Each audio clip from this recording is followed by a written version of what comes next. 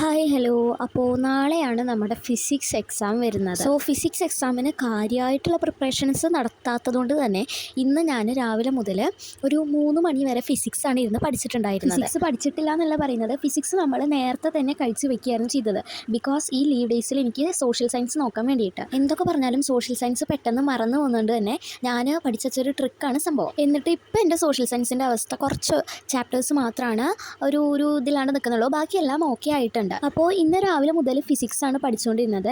ഇതെല്ലാം ഇന്ന് രാവിലെ ഞാൻ വർക്കൗട്ട് ചെയ്ത ക്വസ്റ്റ്യൻസ് ആയിരുന്നു. പിന്നെ മാരത്തോൺ ക്ലാസ്സുകൾ, സൈലത്തിൻ്റെ മാരത്തോണാണ് ഞാൻ ഫോളോ ചെയ്തത്. അപ്പം തന്നെ എക്സാമിനറിൻ്റെ A+ ഗ്യാരണ്ടി വീഡിയോയും ഞാൻ ഫോളോ ചെയ്തിട്ടുണ്ടായിരുന്നു. പക്ഷേ എനിക്ക് എന്തോ ഫിസിക്സ് എക്സാമിന് ഭയങ്കര പേടി തോന്നുന്നുണ്ട്. അടുത്തത് സോഷ്യൽ ആയതുകൊണ്ട് അതിനേക്കാൾ പേടി തോന്നുന്നുണ്ട്. അപ്പോൾ നിങ്ങൾ മെയിനായിട്ട് കുറേ ക്വസ്റ്റ്യൻസ്, ടെക്സ്റ്റിലെ ക്വസ്റ്റ്യൻസ് ഫസ്റ്റ് തന്നെ അറ്റൻഡ് ചെയ്യുക. എന്നതിന് ശേഷം PYQs അറ്റൻഡ് ചെയ്യാം. ഇങ്ങനെ റെഗുലറായിട്ട് അറ്റൻഡ് ചെയ്യാണ് നിങ്ങൾ വേണ്ടത്. അപ്പോൾ തന്നെ നമുക്ക് ഓൾറെഡി ഓൾമോസ്റ്റ് എക്സാമിന് പ്രിപ്പയർഡ് ആവും. കഴിഞ്ഞ പ്രാവശ്യം നമുക്ക് ചോദിച്ചിട്ടുണ്ടായിരുന്ന ക്വസ്റ്റ്യൻസ് ഫുള്ള് ടെസ്റ്റിലത്തെ ആയിരുന്നു. അതുകൊണ്ട് തന്നെ എനിക്ക് ഭയങ്കര സിമ്പിളായിരുന്നു എക്സാം.